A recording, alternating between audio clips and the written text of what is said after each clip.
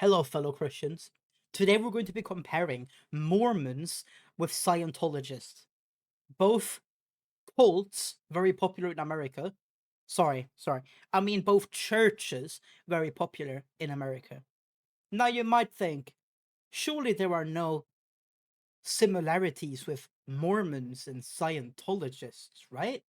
They're so different. One's Christian and one's just Scientology. But you'd be surprised. Now, number one, you have to run your pockets. It's basically pay to win IRL. In Mormonism, if you want the most premium experience, wanting to go to the temple, you have to run your pockets. 10% of your income. Otherwise, nothing. It's basically a subscription if you want to be able to go to heaven. Scientology, they decided we're gonna take that idea, but we're gonna pick it up a notch.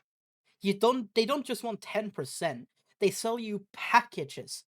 If you want to move up to the bridge to total freedom, that'll be $10,000 for that course.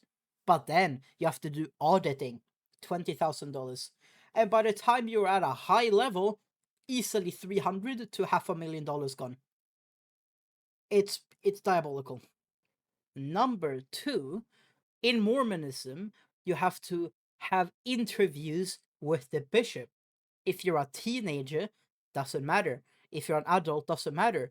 You're being grilled about your private life.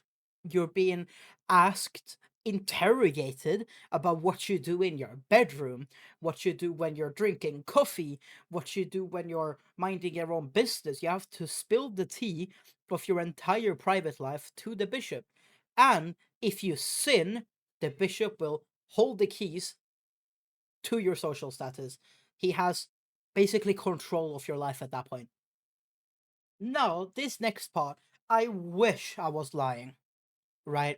But Scientology does a thing kind of similar. It's called auditing. Remember the thing I told you about earlier? The thing you had to pay thousands of dollars for? Well, this is it. They sit you down with a literal lie detector. I'm not kidding. They use a lie detector called the E-meter. And they grill you about your crimes. And here's kind of the icky part, right? Every single thing that you confess is permanently written down in a folder. If you ever decide to leave or speak out about Scientology, they've got a file on every mistake you've ever made. Now, number three, Mormonism teaches something rather crazy that is kind of a hostage taking, right? Your family is used as leverage. In Mormonism, they tell you that your family is sealed for eternity, but only if you stay a Mormon. If you leave, you're not going to be with your family in heaven. It's basically a massive guilt trip. Um, they have three different tiers of glory, because obviously we have to have tiers of heaven, right? They have celestial, terrestrial, and telestial. Now, a celestial is the top tier. If you're a faithful Mormon who keeps all the covenants, you live with God and your family is sealed to you forever. But if you're only the middle class, you weren't necessarily a faithful Mormon, then you're in heaven, but you live as a separate individuals. You don't have your family, can't see your family. Now, Scientology doesn't necessarily do these guilt trips or hostage taking. They do something called disconnection. It is a literal policy within Scientology. If you get declared as an SP or suppressive person, your Scientologist's mother or spouse has to stop talking to you. Period. If they don't, they also get kicked out. You have to turn they basically turn your own blood against you to keep you from walking out on Scientology.